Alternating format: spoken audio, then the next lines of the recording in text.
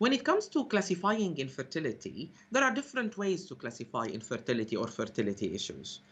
One of the definition is people who suffer from primary infertility, which are ladies or men who has never achieved a pregnancy. So men who has never, their partners did not achieve a pregnancy or they did not father a pregnancy. And the same for women, they did not conceive or they did not have any children before.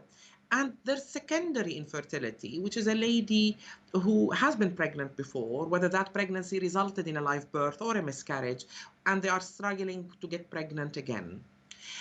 This is one of the ways to divide infertility as primary and secondary. There are other ways to classify fertility issues.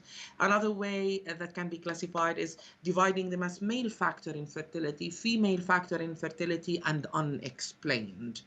When we mention female factor infertility, that means there's a female cause for the fertility problem.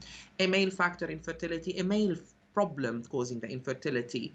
And when we mention unexplained, that doesn't mean that there's no reason, but that means, unfortunately, with what we have in our hands at the moment, we are not finding a cause for the infertility. Again, you will find them in different studies quoting different percentages. I always try to keep things simple.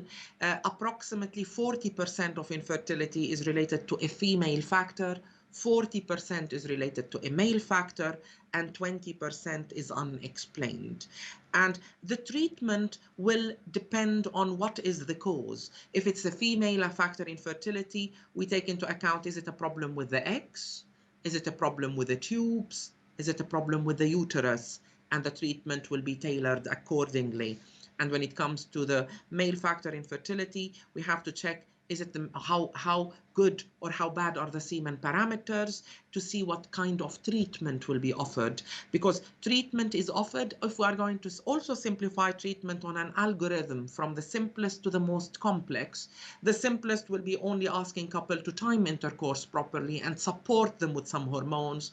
The second treatment is what we refer to as insemination, where we give ladies some medications and on a specific day we process the sperm and inject it inside the uterus.